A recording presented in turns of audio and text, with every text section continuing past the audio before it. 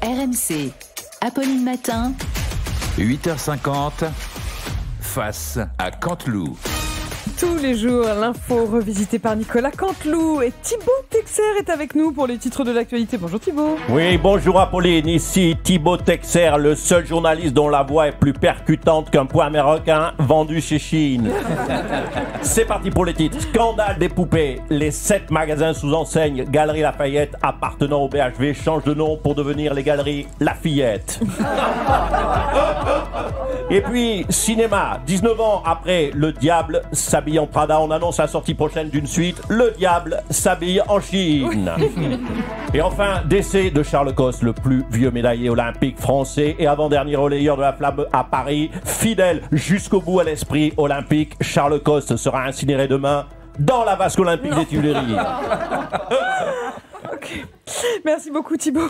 Mauvaise semaine, vous le disiez, pour Chine. Sébastien Lecornu a annoncé suspendre la marque sur le territoire français. Bonjour Emmanuel Macron. Oui, bonjour chère Apolline de Malherbe. Écoutez, prenons du recul.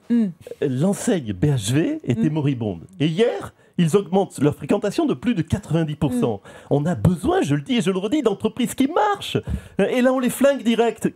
Est-ce qu'on va arrêter dans ce pays de saboter le business qui marche Vous remarquez que là, mon Sébastien Lecornu, il n'a pas perdu de temps. Quand je lui demande de faire un gouvernement, ça lui prend 3 semaines, 1 mois. Et là, quand on a un super commerce qui carbure, en moins de 2 heures, il suspend la marque.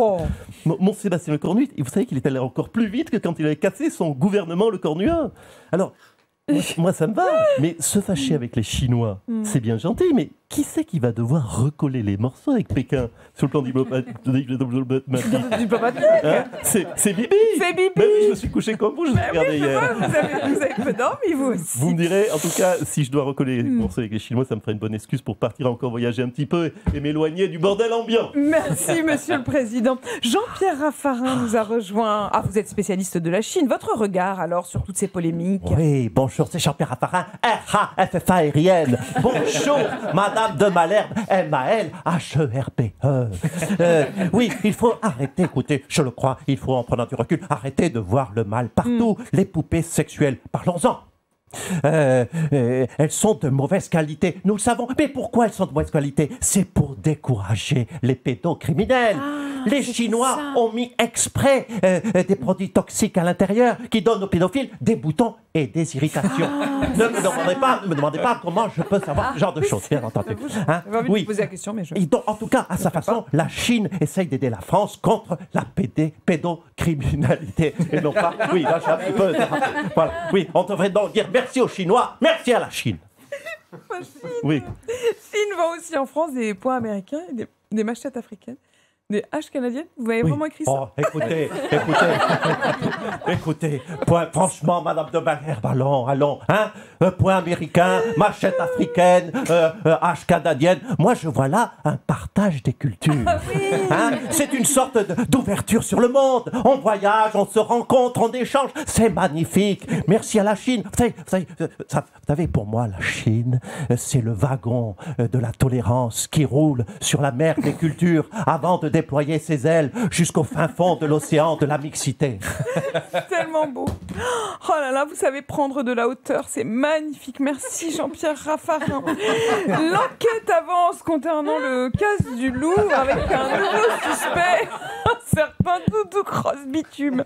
On retrouve une nouvelle conférence de presse de la procureure de Paris. Laure Becchio est avec nous. C'est à moi là? On m'entend? Il y a quelqu'un? Non, parce que moi, je ne vois rien. Là.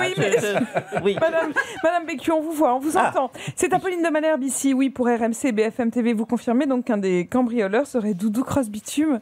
Alors, écoutez, je ne peux pas répondre à cette question. Là, ce n'est pas pour le coup pour des raisons de confidentialité. Non, c'est que je suis quand même une magistrate de haut niveau. Oui. Je suis au sommet de ma carrière, nommé à la capitale, à Paris.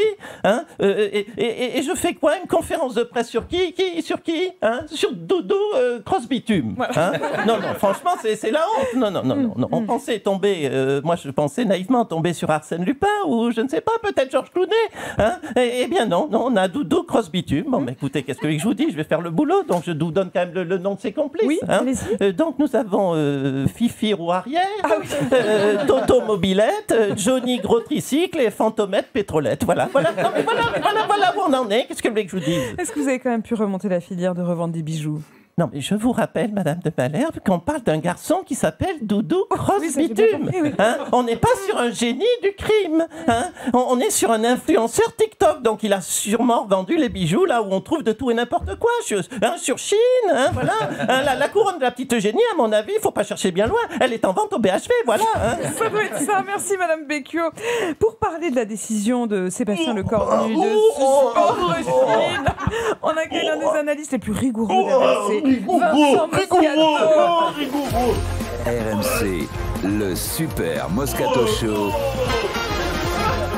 Le Super Moscato Show, on part massif, le cornu, je dis chapeau, le gosse, t'as vu, il a gâché de terminé, on arrête de jouer, il a gâché Chine, rapport 22 direct le gosse, le mec il a pas peur, gonflable, moi tu vois le cornu, je m'attendais pas à un mec comme ça, en fait, non, tu vois, il s'est laissé pousser les couilles, tu vois, une paire solide, tu vois, des pastèques de 30 kilos, tu vois, chacune, tu vois, 100% pur bœuf, 20 litres de testostérone dans chaque burette.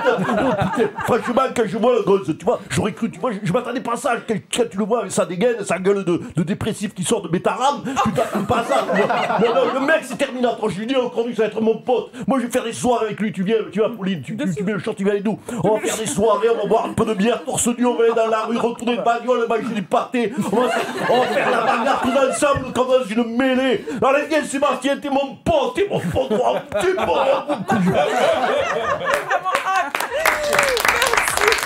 Merci Nicolas, face à Cantelou, que l'on retrouve dès demain 8h50 sur RMC à tout moment en podcast. Le temps est venu de reconnaître. Et que moi, François Hollande, je suis un tombeur, allons. Le temps est venu de reconnaître. Pourquoi c'est trop théâtral, chérie? Mais que moi, Nicolas Sarkozy, alors j'ai toujours été innocent. Le temps est venu de reconnaître. Ben que moi, Zinedine, pardon, mais j'attends la place de Didier. Là. Que moi, Jean-Luc Mélenchon, tout le monde le sait. Moi, c'est la République, c'est moi. Et que moi, si vous voulez, ça fait quand même 8 ans que j'attends que les téléphones sonnent. Hein. Bah, tout comme chaque année, c'est quand même un scandale que moi, Kylian Mbappé, j'ai toujours pas reçu le ballon d'or. Que moi, François Bayrou, j'avais raison depuis le début.